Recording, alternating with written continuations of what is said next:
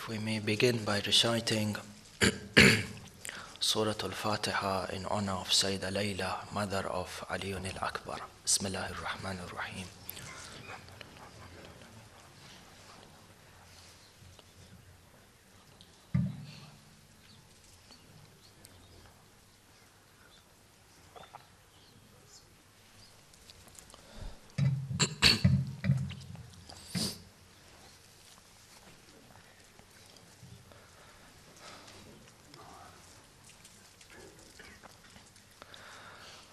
أعوذ بالله من الشيطان اللعين الرجيم. بسم الله الرحمن الرحيم. الحمد لله بارئ الخلائق الأجمعين، باعث الأنبياء والمرسلين، ثم الصلاة والسلام على أشرف الأنبياء، حبيب قلوبنا وشفيع ذنوبنا أبي القاسم محمد.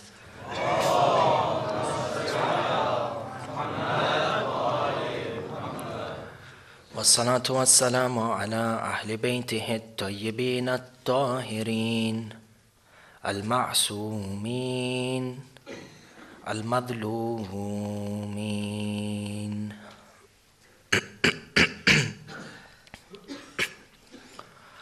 صلى الله عليك يا مولاي يا أبا عبد الله.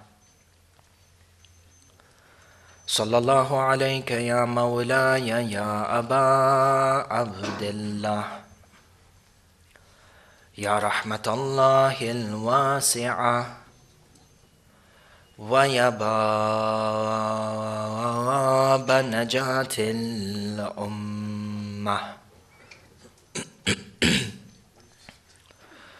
يا غريب الغرباء، يا مظلوم كربلاء،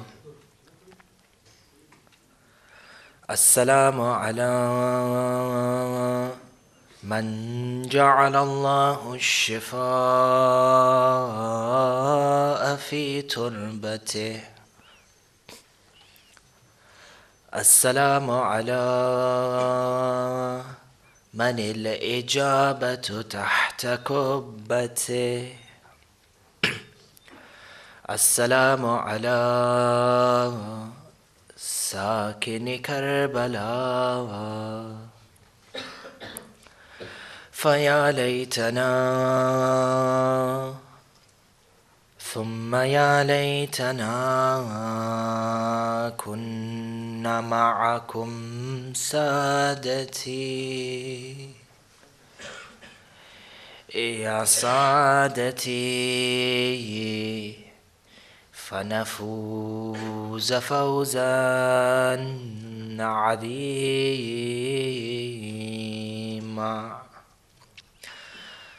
قال مولانا إمام جعفر بن محمد وهو أصدق الصادقين صلوات الله وسلامه عليه.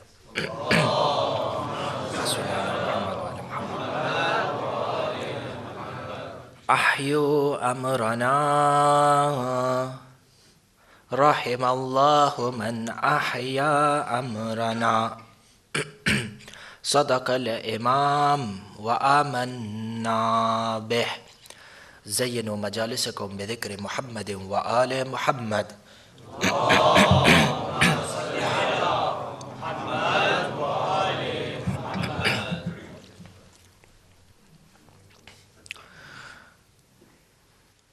Historians have mentioned that the period of Imamah for Imam Zainul Abidin, Imam al-Sajjad Ali ibn al-Hussein, salawatullahi wa salamuhu alayhi,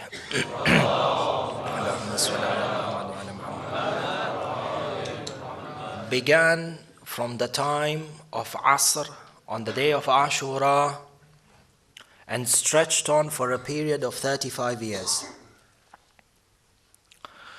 The period of the Imamah of Imam Zainul Abidin was one of the most darkest, most treacherous phases in time that Islam in its entirety has ever witnessed. And the Imam speaks about this and expresses this sentiment in one of his sayings, where he says that there wasn't between Mecca and Medina 20 people who loved us, the Ahlul Bayt. Yani in the whole of Hijaz, between Mecca and Medina, the homeland or the land within which the principles of Tawheed were established, our fourth Imam says, within this land you would not find 20 men who loved us. Ajib. You have the representative of Allah subhanahu wa ta'ala on earth. But this Imam is so oppressed, he is madloom to the extent that he does not have disciples around him. This is the person who possesses the treasures of the knowledge of the dunya and the akhirah, but he does not have more than 20 people whom he can preach to. A person whose heart contains the interpretation of the revelation of Allah subhanahu wa ta'ala, but he does not have more than 20 people or 20 hearts that can accept his guidance.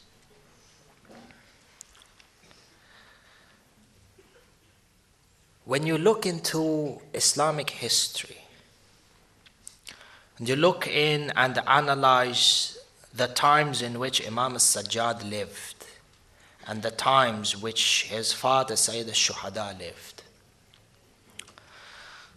and you see how the Ummah in their entirety, in general, majority of their masses, how they were either participants in the killing of Sayyid al-Shuhada, or were neutral in the sense that even if they were not pleased with the killing of Imam Hussein, they kept quiet.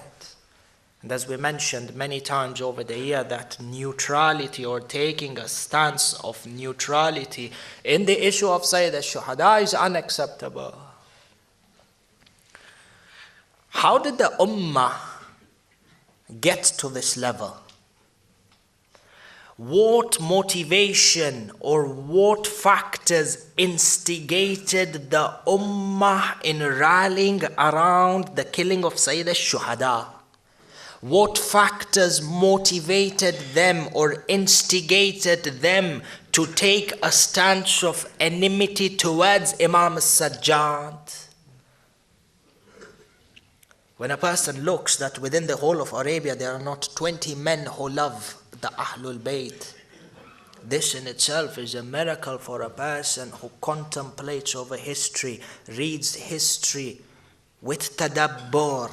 How is it that an Imam survived in such an environment for 35 years? Not only how did he survive, but how did he stand up and perform the tasks of Imamah?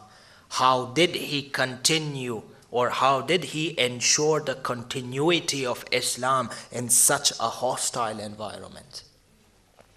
It's a point of contemplation. And this in itself is a sign of the truth of the madhab of Ali Muhammad. Returning to our question, what motivated the people to rally around the killing of Sayyid al-Shuhada and the oppression of Ahlul Bayt? What would drive a person to take a sword or to shoot an arrow towards a 6-month-old infant? There are a number of answers to this dimension, or to understanding what drove them or what motivated them towards these gruesome acts of violence. But one of them, which we will discuss tonight, is hubbul dunya and hubbul mal. Attachment and love for this world in general and attachment and love for acquiring wealth in particular. Notice these 3 or 4 examples.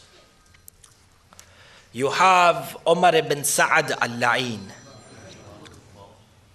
When he is approached by Ubaidullah ibn Ziyad al-La'in, Ubaidullah promises Umar Sa'ad, or he motivates him or instigates him to fight against Imam Hussein for what? In return, Ibn Ziyad tells Umar ibn Sa'ad that if you mobilize your troops and fetch me the head of Hussein, if he has refused to give bay'ah and if he agrees to give bay'ah, bring him alive. And in either way, they would have killed him. Ala kullin. Ibn Ziyad tells Umar ibn Sa'ad, for you to mobilize the army and fight against Hussein. In return, I shall give you leadership and government of the land of Ray. Hubbud dunya. Which is why historians mention that when Ibn Ziyad this proposal was given to Umar ibn Sa'ad, he went back to his home and he contemplated for an entire night. His nephew, the son of his sister, came to him and told him, "Oh uncle, do not commit a crime which will encompass you or submerge you within the hole of shame for entirety." Yet Ibn Ziyad or Ibn Sa'ad is narrated to have composed the poem. If we were to paraphrase it, he says, "The land of Ray has been my dream, even though I know that killing Hussein shall send me to a fire which has no shield. Despite this, the land of Ray is the apple of my eye." And the next day, he selected or chose to fight against Sayyid al-Shuhada in return for the land of Ray. Government, power, authority, wealth, taxes, khums and zakat of the people. In order for him to get this, even if it meant trampling over the pure and sacred body of Sayyid al-Shuhada, he would do it. Hubbul dunya, hubbul mal. Number 1. Number 2.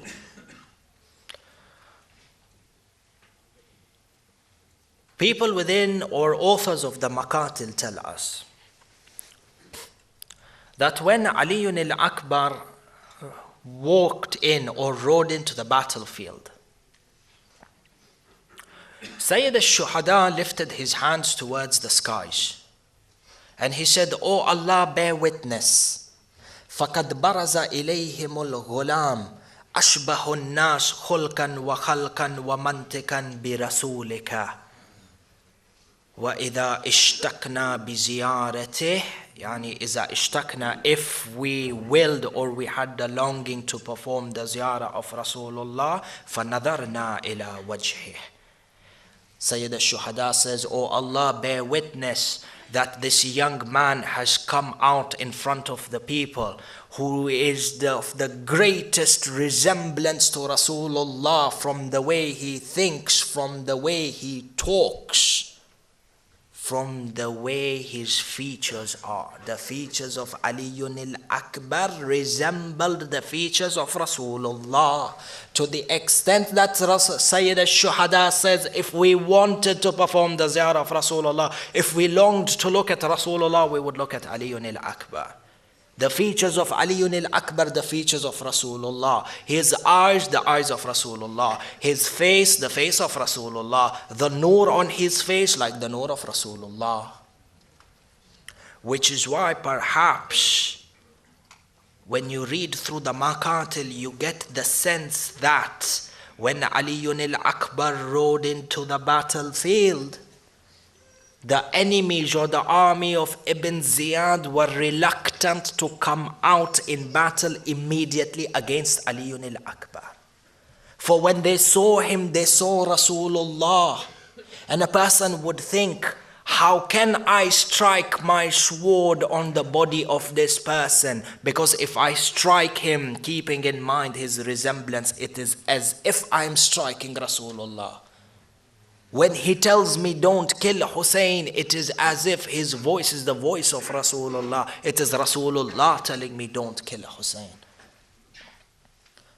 For you are able to sense this reluctance in the initial engagement of battle with Ali al-Akbar. So what does Ibn Ziyad say? Ibn Ziyad instigates one of his men from the army, a person known as Tariq ibn Kathir. He says to him, "Oh Tariq, why do you not go out and kill this person, Ali al-Akbar?" For Tariq says, "What is in it for me when he resembles Rasulullah?" So Ibn Ziyad tells him, "If you go out in battle against Ali al-Akbar, the son of Hussein, then I will guarantee you leadership over the land of Mosul, the province of Mosul. Mosul today in Iraq."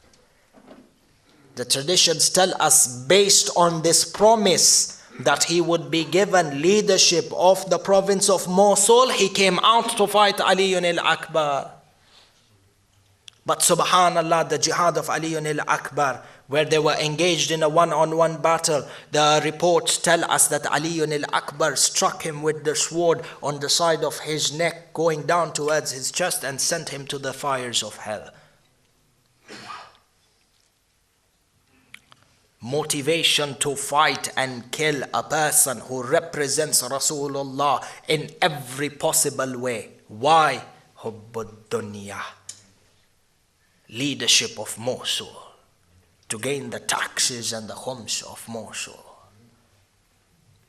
Number 2. Number 3.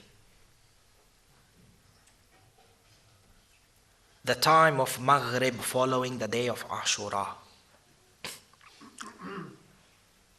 The tents of the women of Ahlul Bayt are burnt, and the enemies mercilessly ride their horses towards the camps of the women and begin to loot the tents of the women. Hamid ibn Muslim says that I noticed, or I saw, one person from the Shami army rip out the earrings from the ears of one of the daughters of Hussein called Sukaina. And what is most strange is that whilst this person was snatching the earrings, he would cry. He was seen to be crying. For Sukaina said to him, "Why do you cry?" Or Hamid ibn Muslim asked him, "Why do you cry? And you were looting the wealth of the women of Rasulullah." He says, "I am crying because I know I am stealing from the daughters of Ahlul Bayt." He says, "If you know you were stealing from the daughters of Ahlul Bayt, oh man, why do you steal in the first place?" What does this person say? "If I do not steal these earrings, then somebody else will steal. So it is better for me to possess these earrings rather than somebody else to possess them." Hubbud dunya. Hubbul mal. Love for wealth. To the extent that they will acquire this wealth at any cost, even if it means killing somebody else, even if it means shedding blood, even if it means stealing from the rights or the possessions of the aitam. Which is why Imam Sajjad, in one of his talks or one of his maxims, he describes the people who have fallen in love with the dunya, and he says to them, "Woe be upon you, O son of Adam. This thirst and this longing for acquiring the dunya. A person who is mubtali," he says, al-mubtali, he's mubtali, a person who is afflicted by a bala, somebody who has hub for the dunya. The person who has love for the dunya is a person who is afflicted spiritual disease. Imam Sajjad says, woe be upon you who has been afflicted. We are paraphrasing his words. He says, woe be upon you who has been afflicted with the love of the dunya, because in your aggressive approach to acquire and amass wealth, you have become crazy and your actions are like those who have been intoxicated. Notice the words of Imam Sajjad. When you see a person who is intoxicated from consuming alcohol, wal-'ayadhu billah, what happens? He loses his sense of judgment. He loses his rationale. He loses his conscience. He loses his dhamir. A person who is in love with the dunya is like this, as per the words of Imam Sajjad. His love for the dunya, his love to acquire wealth is so strong. This sense of ownership and attachment to the world has overcome his judgment to distinguish between right and wrong. It doesn't matter how he acquires his wealth, but he will acquire it at any cost.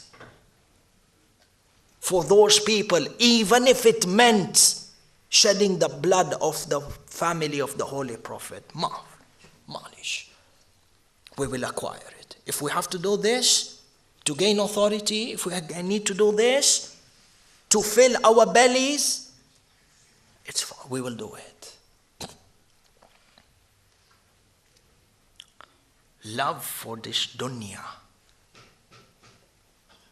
Ba'ad, closes the doors of judgment. There is a veil that is put on the aql. No conscience after that whatsoever. 3. Fourth example. In the life of Imam Sajjad, the year after Karbala, where there was a revolution in Medina, and the governor of Yazid is expelled from the city. Yazid learns that a revolution has sprung up within Medina. So his army, under the leadership of Muslim ibn Aqraba.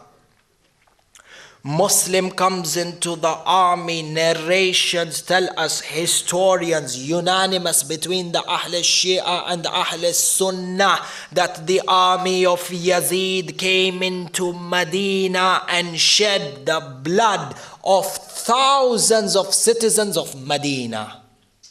They made the city of Medina mubah, yani valid for this army to stay there for 3 days and do whatever they want. Shaikh Abbas al-Qummi al-Muntaha narrates that the mosque of Rasulullah was attacked, where the enemies made the haram of Rasulullah into a stable for their horses, where the najasa of their horses would fall in this sacred place between the mimbar and the haram, or the rawda, the qabr of Rasulullah. People who fled the bloodshed and sought asylum within the divine precincts of the haram of Rasulullah, they were slaughtered inside the haram of Rasulullah. Notice what Shaikh Abbas al-Qummi says, that the area within the mimbar and the blood, or the area between the mimbar and the haram of Rasulullah, yani the qabr, was filled or flowing with blood on one side and the najasa of the horses on the other side. This is the army of Islam that comes from their Khalif in Sham.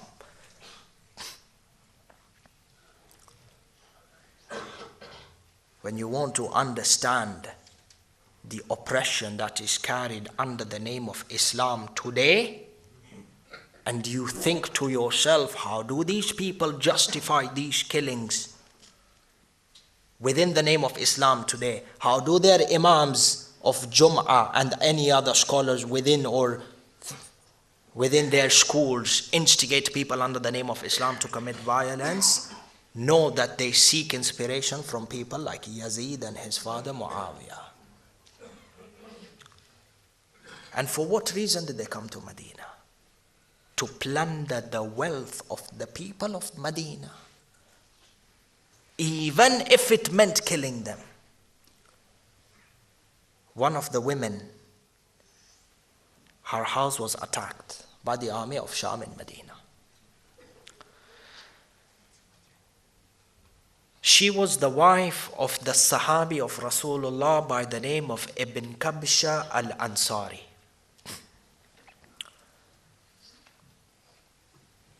And she had an infant child. She was feeding him in the house. The army of Sham comes. Tab'an, they have plundered and looted the wealth in the houses across Medina. They come to this woman's house. They break down her door. And they tell her, give us your possessions. She says to them, your army came barely 10 or 15. The expression 10, 15 minutes is not there in the hadith, but what you understand is that your army just came a little while back and they stole whatever possession I have inside my house. Do you not fear Allah that I am the wife of the Sahabi of Rasulullah? Fi'lan, when they looked in the house and saw that all the possessions have been looted out of their anger for not gaining wealth, the traditions tell us that they snatched this infant from the chest of her mother while she was feeding him. They looked at this infant. The woman is crying and saying to her child, "Oh child of mine, if I had anything to give for your freedom, I would have given." They take this child, that our enemies or the traditions tell us, the Shami takes this infant and throws it against the wall of the house, and the mother is watching. Hubb ad-dunya ba'ad shatters all your judgments of what is right and what is wrong. They came to the house of one of the companions of Rasulullah, Abu Sa'id al-Khudri, respected within the Ahl al-Shia and Ahl al-Sunnah. They came to him, they said, "Give us your wealth." He said, "I have nothing left to give you. Your army has plundered my wealth." This man, who was in the older ages of his life, they say they pulled him by his beard until they broke his ribs and then entered his house.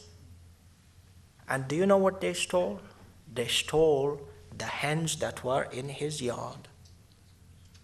For possessing a single hen, you are ready to break the ribs of the companion of Rasulullah. The root of this animalistic behavior is love for this world, where a person will amass wealth and acquire wealth even if he has to trample upon others. And how similar are the times in which we live with the times of Imam Hussein al-Abidin. Every level within the economic system, you see oppression. You look into the cases of the insurance companies, and you come through cases that are given where an insurance broker will not verify the claims of a patient who is suffering of a terminal illness just so that his own bonus can go up. Those of you who are familiar with the insurance industry in the States and how it's privatized and how it works and the calamities that have befallen the people know what I'm talking about. Let this person die of cancer. Let them fall into debt, but I will not verify their claim so that my bonus can go up. And I know this person will die because he doesn't have enough funding for his treatment. But let him die as long as I have a house, as long as my children are smiling, my children have a Christmas or an Eid to celebrate. I don't care if others have or don't. Hubb ad-dunya. Within the banking industry itself. And this is something that I saw with my own eyes while I was part of the banking industry, where bankers would go out and approve mortgages at rates and at sums where they know when they are approving the loan that this person's income capacity will not allow him to repay back the mortgage at the rate that is set. They know that there will be a foreclosure in his house in 4 or 5 years. Despite that, they stamped the seal and approved the mortgages. And you all have heard what happened in the mortgage crash. How many people sold their houses? How many people were forced to be homeless and shelterless? Because of people within the banking system, individuals from the very lowest level of the hierarchy to the very top of the hierarchy, driven by bonuses and love for this dunya. My wealth and my bank account must go up regardless of what I do to achieve that goal. How does a person sleep at night knowing that the money through which he feeds his family is stained with the blood of other human beings on other sides of the world? Abadan, his salah is never accepted. Abadan. Even if he was to spend his nights reciting Salatul Layl, so long as he has built his flesh and his blood from money that is haram, or money that was obtained at the expense of somebody else's blood or trampling somebody else's right, finished. Bad.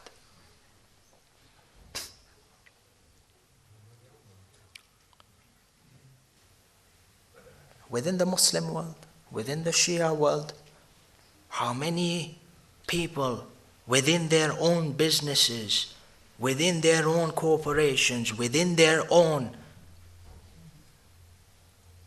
will do just about anything to ensure that their livelihood is secured. Their children must sleep in comfort.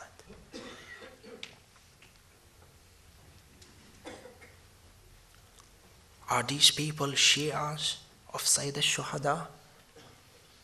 Are these people Shias of Imam al-Sajjad?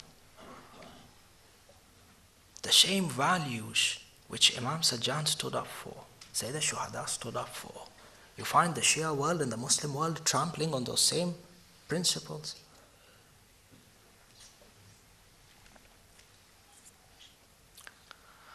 Sallu ala Muhammad wa ala Muhammad.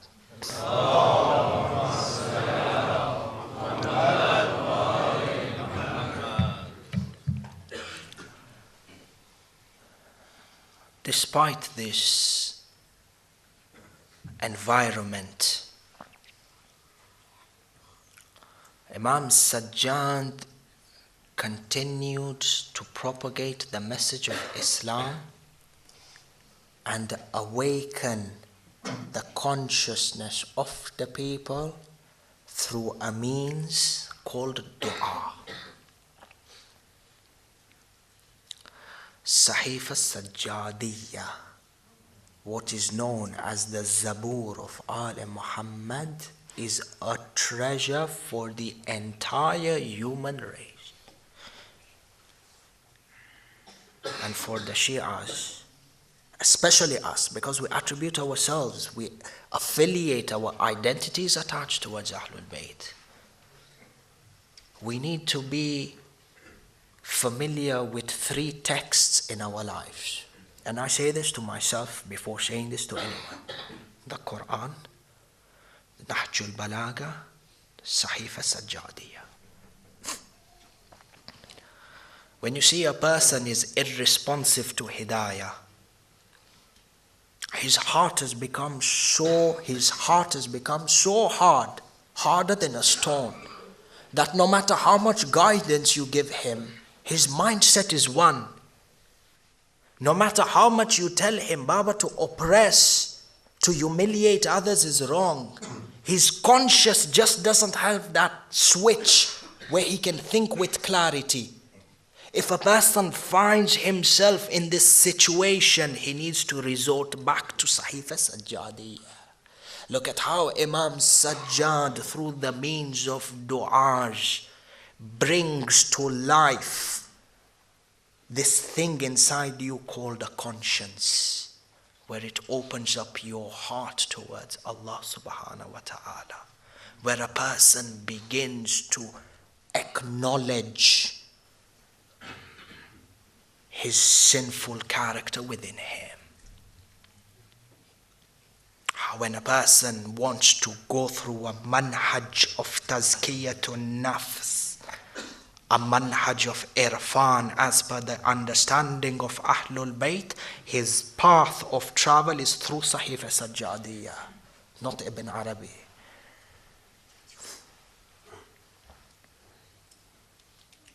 How does a person cultivate within himself noble values of truthfulness and distance himself from arrogance? Sahifa Sajjadiyya. What gives you the strength to stand or withstand the turbulence of modern day challenges? Physical strength and power. Sahifa Sajjadiyya.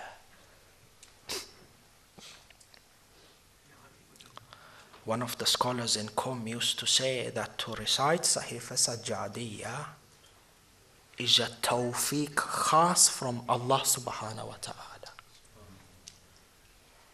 And the people who are repelled by Sahifa Sajjadiyya, who find their words not of their taste, the way they say, says these people are mahroom from the rahmah of Allah. They've been denied a certain type of rahmah.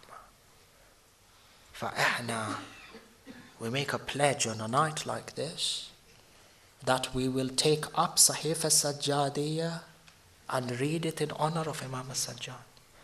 We will use Sahifa Sajjadiyya as a manhaj to change our characteristics within us.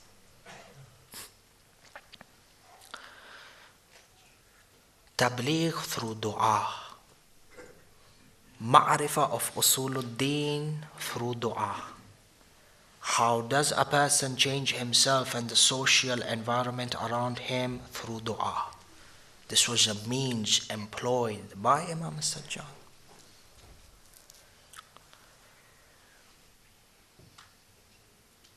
In addition to carrying out his role of tabligh and reforming the Muslim ummah such that they would become human beings. Notice the task, or one of the tasks of Imam Zainul Abidin. We didn't say his task was to make people better Muslims. We didn't say his task was to make people better Shi'as, to make them better mu'mins, to make them human beings. To what level had the ummah stooped? To what level has the ummah stooped today?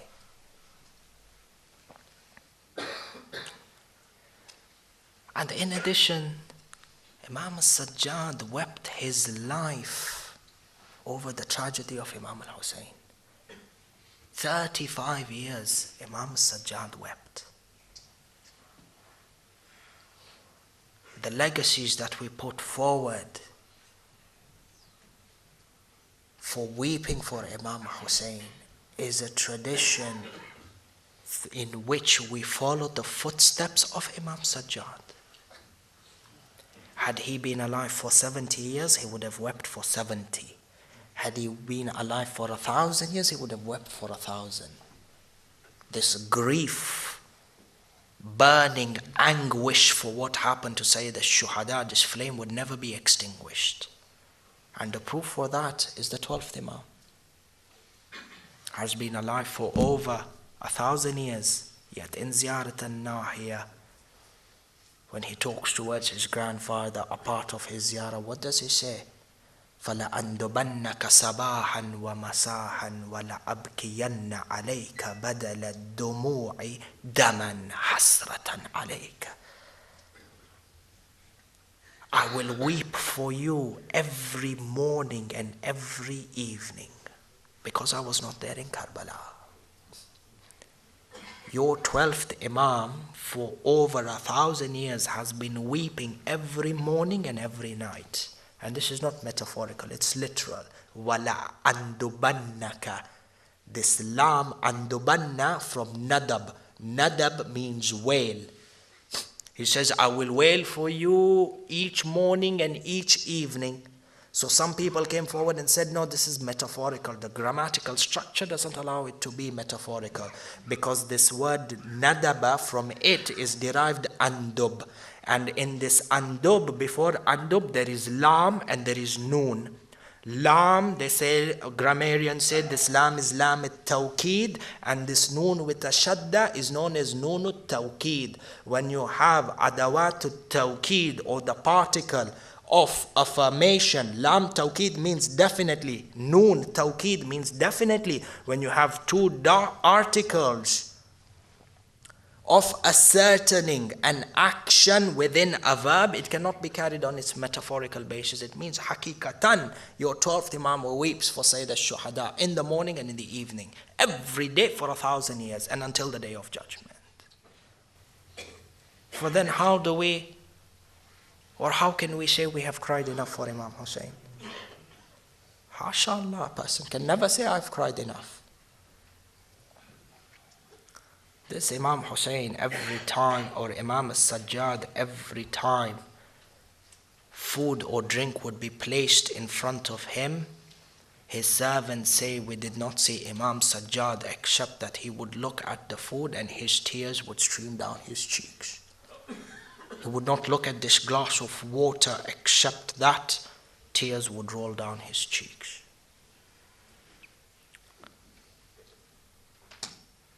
This in itself is a guidance towards us, that every time we seek a meal, every time we sit down to eat a meal, the memory of Sayyid al-Shuhada should be somewhere within our minds. When we look at the hunger and the thirst of other people, in the name of Imam al-Hussein, we should try and quench their thirst or satisfy their hunger. Tackling issues of poverty within the Muslim Ummah in the name of Sayyid al-Shuhada is a priority for everyone who claims to be a Shia of Ali ibn Abi Talib. Salawatullahi wa salamuhu alayhi.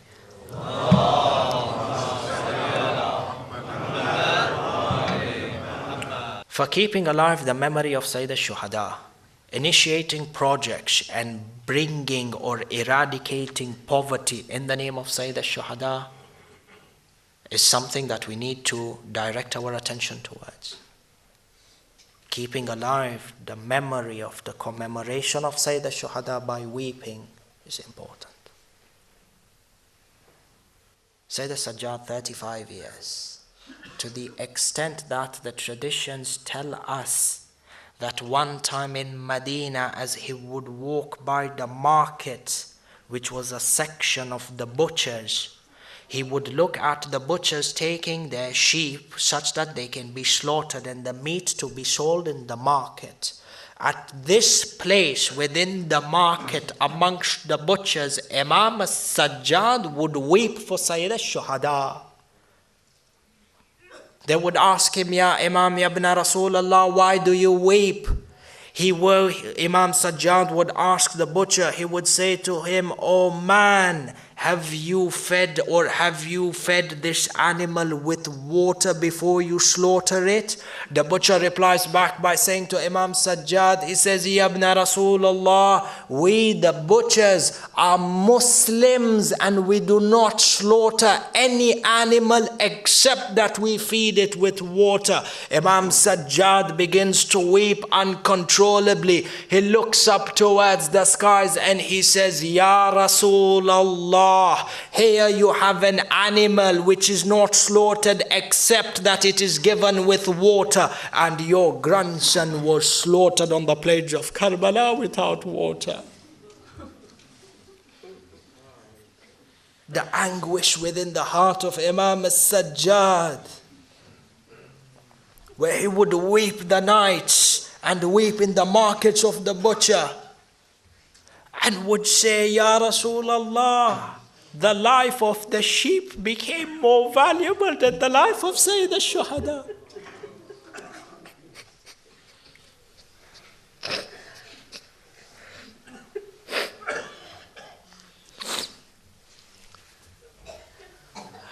Who can understand the anguish of Imam Sajjad? Who is there to understand the anguish or share in the anguish of Imam Sajjad?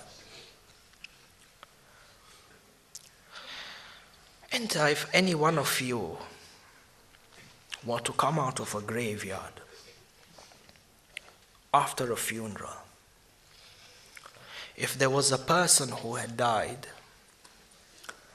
and this person had left behind a daughter, a yatima, who has just witnessed the death of her father and the burial of her father, and then this young girl who is drowned in the sorrow of the death of her father comes out of the graveyard. Imagine you are standing watching this. This young girl is walking out. Her heart is drenched with the sorrow of the death of her father, and then you see another person come and hit this girl or slap this girl. Enter in your heart, alaykum bil haq, what would you say? For then what about the daughters of Imam Hussein? When they have seen their father's corpse on the sands of Karbala without a head, and their hearts are drenched in sorrow, and as they walk as prisoners, Shimar comes and slaps them.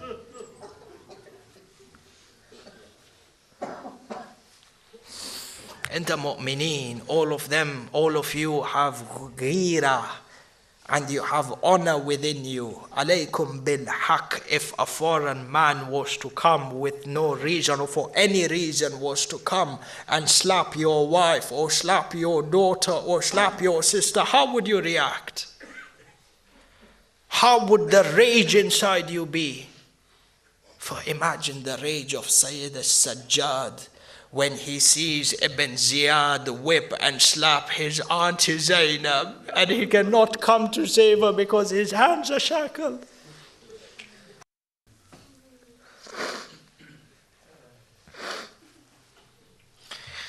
This is that Sayyid al-Sajjad. When he came to Medina, he would sit or he would throw himself on the grave of Rasulullah and he would weep to him. He would say, "Oh grandfather Rasulullah, if only you saw what they did with our daughters.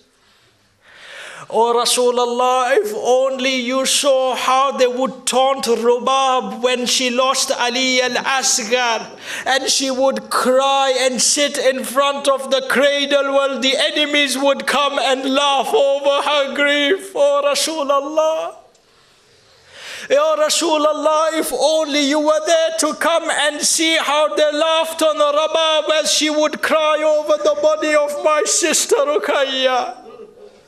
Oh Rasulullah, if only you were there to see how they tied my hands to my neck and they whipped me as I walked the markets of Sham."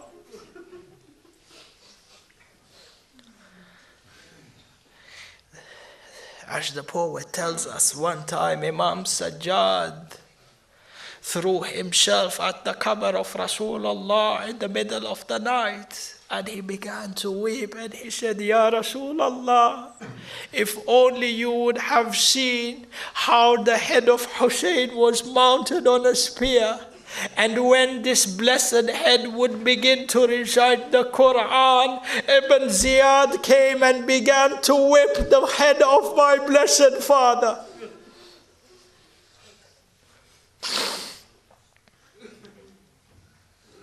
Sajjad says, and I wanted to come forward and stop them, and my heart would bleed, and I wished, O Rasulullah, that Allah would give me a chance such that I could protect the head of my father, but my hands were tied.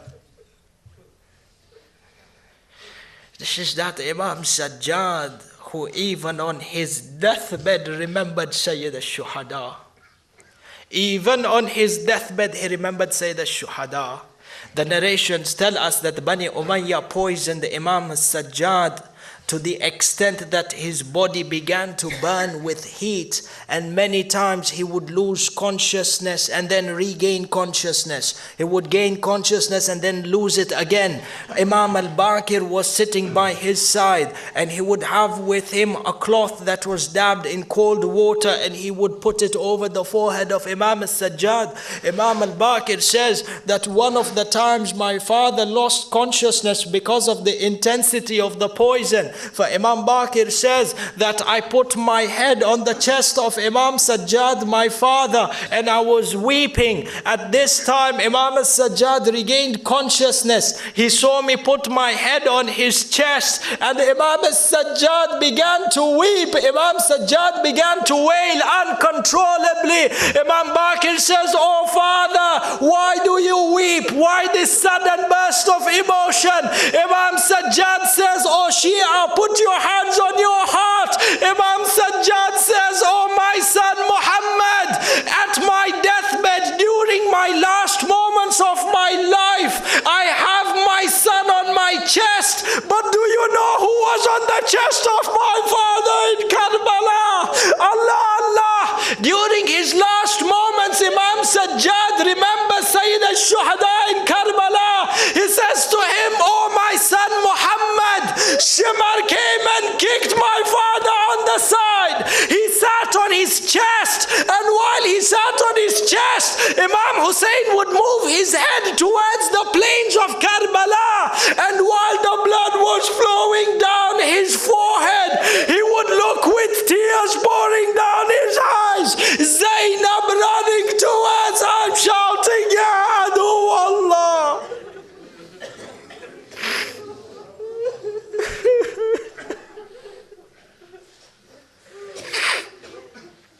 Inna lillahi wa inna ilayhi raji'un. Allahumma inna nas'aluka bi ismika al-a'zam, ya Allah, ya Allah, ya Allah. ونسألك بحق الإمام السجاد مريض كربلاء اللهم اشفي مرضانا.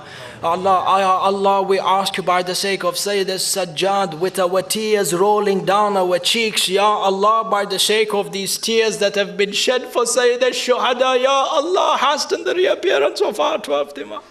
Ya Allah, enlist our names within the army of Imam Sahib al-Amr. Ya Allah, by the sake of the Marid of Karbala, all our family members and friends, Shias of Ali Muhammad, Muslims who are not in the best of health, you grant them shafa'ah. Ya Allah, family members and friends who have passed away, make their graves into a garden from the gardens of Jannah. Ya Allah, do not let us come out of this world except that you have forgiven us our sins, and grant us, Ya Allah, with the grief of the event of Sayyid al-Shuhada, so long as we are alive. Matam Hussein.